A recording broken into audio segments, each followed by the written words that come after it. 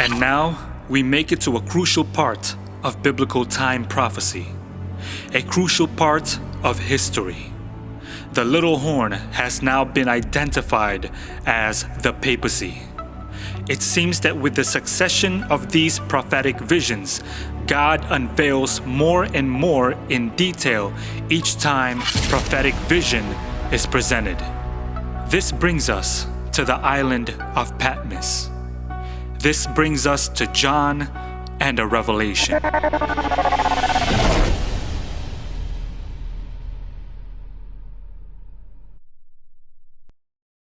The book of Revelation is a very, very interesting book of the Bible. Now, this is a book that I've read over and over again for the last 8 years of my life. This book was written by John the Revelator, and in this book he describes the visions he had seen while being visited by the Lord at the island of Patmos in his exile. When I was reading this book, I focused particularly on the scary parts because those were the things that, as a young man, interested me most about the Bible. In Revelation 13, John saw a vision of a beast that rises out of the sea. This beast had 7 heads and 10 horns, and John says that all the world wondered after this particular beast. After this beast that rises out of the sea, John saw another beast that rises out of the earth. This beast had 2 horns like a lamb and spake like a dragon. Now, who are these beasts and what do they represent? I believe that these prophecies give us insight and, most importantly, warnings about events soon to take place in the near future. Revelation 13 goes on to say that these beasts will cause people to have a mark, and whoever is not found with the mark cannot buy or sell and eventually will be killed. So the more we know, the better we are able to prepare for this coming crisis. The list of descriptions given to describe these 2 beasts of Revelation 13 are quite similar to the descriptions given to describe the beasts of Daniel 7. But in order to figure out who or what these beasts represent, we must first again learn more keys to unlock the meaning of the symbols that give us the clues which reveal the identity of these beasts. Let's take a look at the keys. What is a beast a symbol of in Bible prophecy? We now know from Daniel 7 that a beast is a symbol for a political power, a kingdom, a nation, or a superpower. What is the sea or waters a symbol of in Bible prophecy? Revelation 13 verse 1 says, "And I stood upon the sand of the sea and saw a beast rise up out of the sea, having 7 heads and 10 horns, and upon his horns 10 crowns, and upon his heads the name of blasphemy."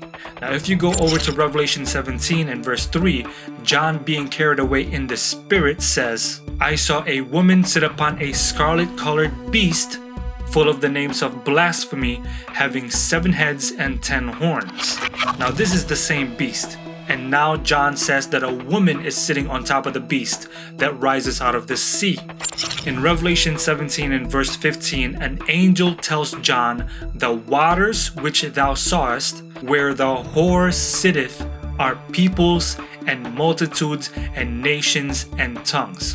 So the waters or the sea in prophecy is a symbol for people or a densely populated area.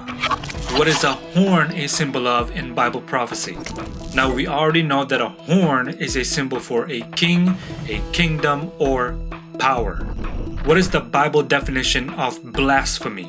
We've also learned from the study before this the 2 Bible definitions of blasphemy. Bible definition number 1, when a man claims to be God on earth, that is blasphemy. Bible definition number 2, when a man claims to have the power to forgive sin, that is also blasphemy. Revelation 13 says about the first beast that he will continue 42 months. Now remember, 42 months or 42 months is the same as time, times, and the dividing of time, which is 3.5 years. Again, in the Hebrew calendar, there's only 30 days per month. 42 months, 30 days each month, That's 1260 days, but we also already know that a day in Bible prophecy equals to a literal year. So that 42-month prophetic period is actually 1260 literal years. What is a dragon a symbol of in Bible prophecy? Revelation 12 and verse 9 says, "And the great dragon was cast out, that old serpent called the devil and Satan." So in the primary sense, the dragon is the devil, but there is a secondary application. Revelation 12 starting in verse 4, talking about the dragon, says, "His tail drew the third part of the stars of heaven and did cast them to the earth. And the dragon stood before the woman which was ready to be delivered for to devour her child as soon as it was born. And she brought forth a man-child who was to rule all nations with a rod of iron. And her child was caught up unto God and to his throne." First of all, what is a dragon? A dragon is a beast. And remember, a beast in Bible prophecy is a symbol for a kingdom. Now, who is the man-child who is caught up unto God and to his throne? That would be Jesus Christ. So, verse 4 of Revelation 12 says that this dragon, this beast, or this kingdom wanted to devour the man-child, which was Jesus Christ, or kill Jesus Christ as soon as he was born. Who was the king from the kingdom that tried to kill Jesus as soon as he was born? In Matthew 2, it was King Herod of pagan Rome that ordered to kill all of the sons of Bethlehem under 2 years old in hopes that Jesus would be one of those that were killed. He felt threatened by Jesus because he heard the prophecy that one day this child would take hold of rulership. So in a secondary sense, the dragon is also pagan Rome. Again, the dragon in the primary sense is Satan, and in the secondary sense, pagan Rome. Now, what is a sword a symbol of in the Bible? Ephesians 6 and verse 17. "And take the helmet of salvation and the sword of the Spirit, which is the word of God." So in the primary sense, the sword is the word of God, or the Bible. Romans 13 verses 1 through 4. "Let every soul be subject unto the higher powers." Talking about the civil government, the civil power. "For there is no power but of God. The powers that be are ordained of God. Whosoever therefore resisteth the power resisteth the ordinance of God. And they that resist shall receive to themselves damnation. For rulers are not a terror to good works, but to the evil. Wilt thou then not be afraid of the power? Do that which is good, and thou shalt have praise of the same. For he is the minister of God to thee for good. But if thou do that which is evil, be afraid, for he beareth not the sword in vain." So, the sword in the primary sense is a symbol for the Bible, and in the secondary sense is a symbol for the civil power. Now, what is an image in the Bible? In Genesis 1 verse 26, "And God said, Let us make man in our image, after our likeness." Exodus 20 and verse 4, "Thou shalt not make unto thee any graven image or any likeness of anything that is in heaven above, or that is in the earth beneath, or that is in the water under the earth." So in the Bible, an image of something is a likeness of something. Now, what is the Bible definition of worship? The word for worship in Hebrew is the word shaka, and in Greek it is the word proskuneo. These two words mean to bow down, to crouch, to revere, to prostrate to, or submit to someone or something. So the Bible definition of worship is to bow down and prostrate oneself in submission and obedience to someone or something, usually in a spiritual or religious sense. So again, here are the keys. A beast is a symbol for a superpower. The sea or the waters is a symbol for peoples, multitudes, nations, and tongues. In other words, a densely populated area. A horn is a symbol for a king, kingdom, or power. The two Bible definitions of blasphemy: number one, when a man claims to be God on earth, that is blasphemy. And number two, when a man claims to have the power to forgive sin, that is also blasphemy. The 42-month period is 1260 days in prophecy, which is 1260 literal years. The dragon in the primary sense is Satan, and in the secondary sense is pagan Rome. The sword in the primary sense is the Bible, and in the secondary sense is the civil power. An image in the Bible is a likeness for something, and to worship means to bow down and prostrate oneself in submission and obedience to someone or something, usually in a spiritual or religious sense. So, now that we know the keys, we're gonna read Revelation 13 starting from verse 1.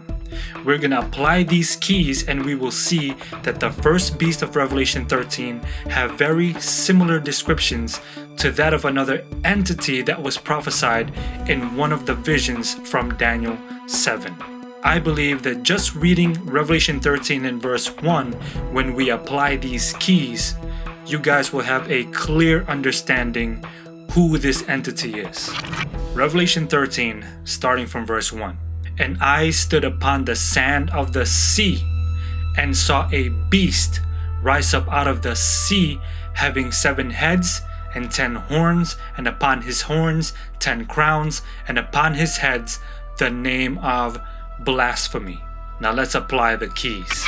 So John saw a beast or a superpower rise up out of the sea or a densely populated area, having 7 heads and 10 horns, and upon his horns 10 crowns, and upon his heads the name of blasphemy, which means this superpower is going to claim to be God on earth, and he's going to claim to have the power to forgive sin. This should already give you a clear indication of who this entity might be. It is a superpower that comes out of a densely populated area, and he will claim to be God on earth, and he will claim to have the power to forgive sin. Very, very familiar. Verse number 2. And this beast, or this superpower, which I saw was like unto a leopard, and his feet were as the feet of a bear, and his mouth as the mouth of a lion, and the dragon, or Satan, or pagan Rome, gave him his power and his seat and great authority.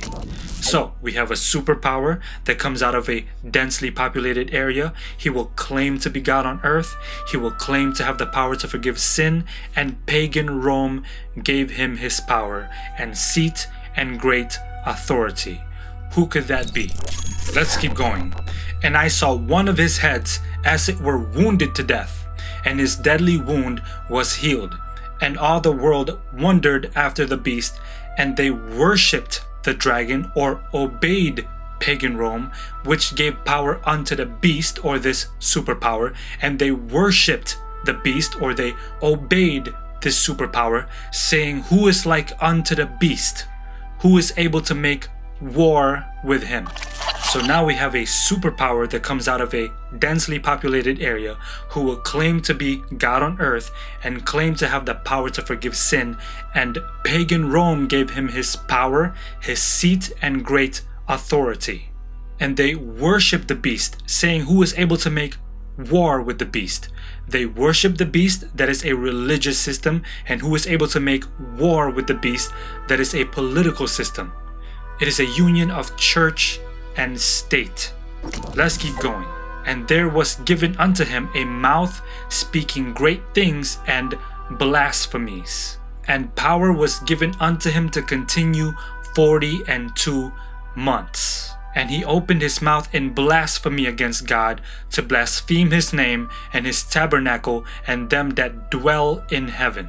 And it was given unto him to make war with the saints, and to overcome them, and power was given him over all kindreds and tongues and nations. So the superpower is a persecuting power. Again, he will blaspheme God, he will claim to be God on earth, and he will claim to have the power to forgive sin, and he will continue 42 months. That is 1260 days in prophecy, 1260 literal years. Now, what is the only entity in the world that fit these descriptions?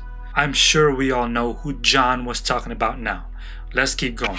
Verse 8, and all that dwell upon the earth shall worship him, whose names are not written in the book of life of the Lamb slain from the foundation of the world. Again, it's going to be a religious system. They worshipped the beast. I'm positive that most of you already know what entity John was describing in this prophecy here. Who is the beast? It is again none other than the papacy. The papacy is the only superpower that fits all of these descriptions perfectly. The papacy is a superpower that rises out of a densely populated area who claims to be God on earth and claims to have the power to forgive sin. And we already know that pagan Rome gave the papacy its power, its seat, and great authority. The papacy is a religious system as well as a political system. It is a union of church and state. The papacy blasphemes God. The papacy is the only entity in the world that ruled for exactly 1260 years. And during those 1260 years, the papacy made war with the saints and killed the saints during a time called the Dark Ages.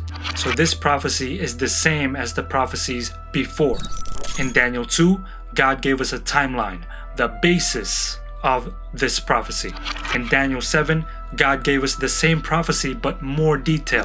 And now in Revelation 13, God gives us the same prophecy and even more detail. Revelation 13, starting from verse 9. If any man have an ear, let him hear. He that leadeth into captivity shall go into captivity.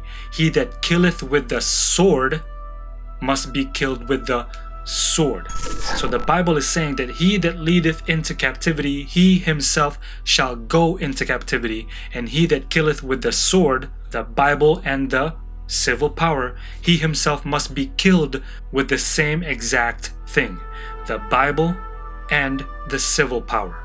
Now remember, the papacy ruled from 538 AD all the way to 1798 AD, which is exactly 1260 years. During those times, people used the Bible and protested against the papacy, exposing the papacy using the Bible, the sword, that the papacy was the little horn or the antichrist of scripture. And so many Christians back then protested against the papacy. This was the birth of Protestantism. What happened in 1798 AD? Napoleon was sick and tired of taking orders from the Pope and from the papacy, and so he sent General Berthier to go and arrest the Pope and claim Rome. The Pope then, who led people into captivity, he himself was led into captivity. So the papacy was killed with the sword, which was the Bible, and later died by the civil power in exile. He that leadeth into captivity, he himself must be led into captivity. He that killeth with the sword, he himself must be killed with the sword. The beast received his deadly wound. Now, of course, the papacy remained, but the power was taken away from the papacy. And so while the papacy was on its way down, John sees another beast that comes out of the earth. Revelation 13 verse 11, and I beheld another beast coming up out of the earth, and he had two horns like a lamb, and he spake as a dragon. Now, who is this new beast that comes out of the earth? Let's make a list of the descriptions the Bible gives us about this second beast of Revelation 13. Number 1, it is a beast, so that means it is a superpower. Number 2, this superpower rises up right when the papacy was on its way down, which is in the year 1798. So this superpower will rise up around late 1700s. Number 3, notice that prophecy goes from east to west. In Daniel 2 and Daniel 7, that first kingdom was Babylon. The second kingdom was Medo-Persia, which is west of Babylon. The third kingdom was Greece, which is west of Persia. And the last kingdom was Rome, which is west of Greece. Rome then gave its seat and authority to the papacy. Where then will this lamb-like beast, this superpower, rise up out of? If we follow the movement of prophecy, it should rise up in the Western Hemisphere and not the Eastern Hemisphere, in the New World and not the Old World. So characteristic number 3, this superpower will rise up in the Western Hemisphere, in the New World and not the Old World. Number 4, it will come up out of the earth, which is the opposite of the sea. The sea is full of water, and remember, water in Bible prophecy is a symbol for peoples, nations, and kindreds and tongues, or a densely populated area. If the earth is the opposite of a sea, then the earth must be a sparsely populated area. Number 5, it will be a lamb-like beast. Now remember, the lamb is Christ. So it is a superpower with Christian values.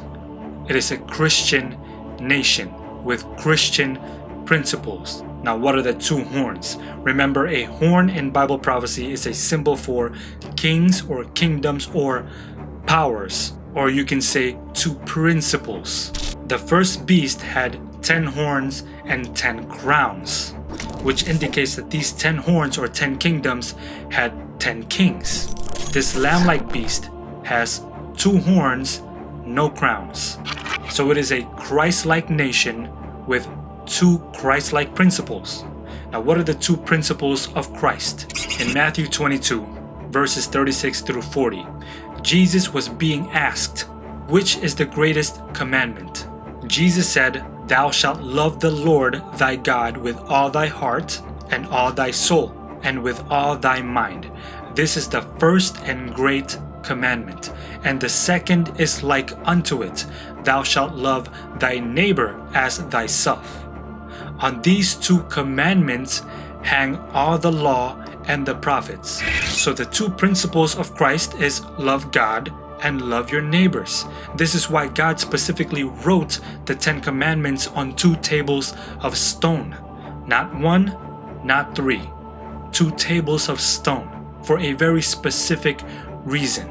The first table, which contains the first 4 commandments, describes our duty towards God, governed strictly by a religious power.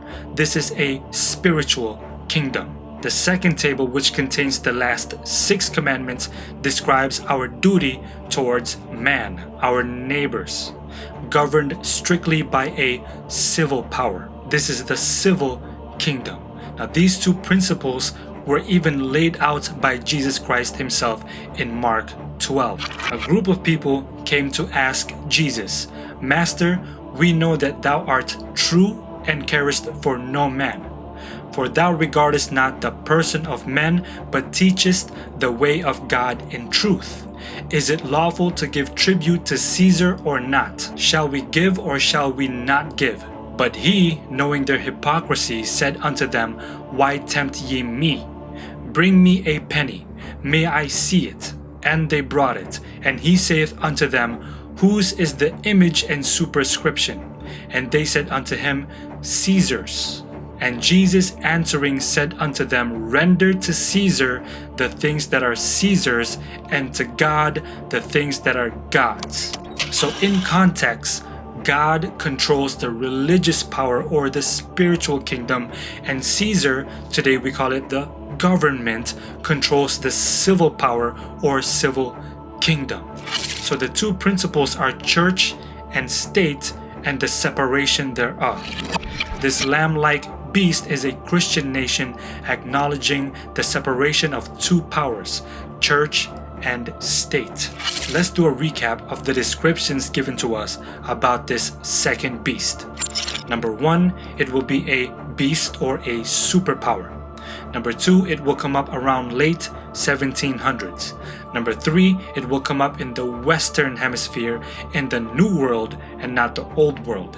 Number 4, it will come up in a sparsely populated area. And number 5, it will be a Christian nation that acknowledges the 2 principles of Christ, church principles and state principles and the separation thereof.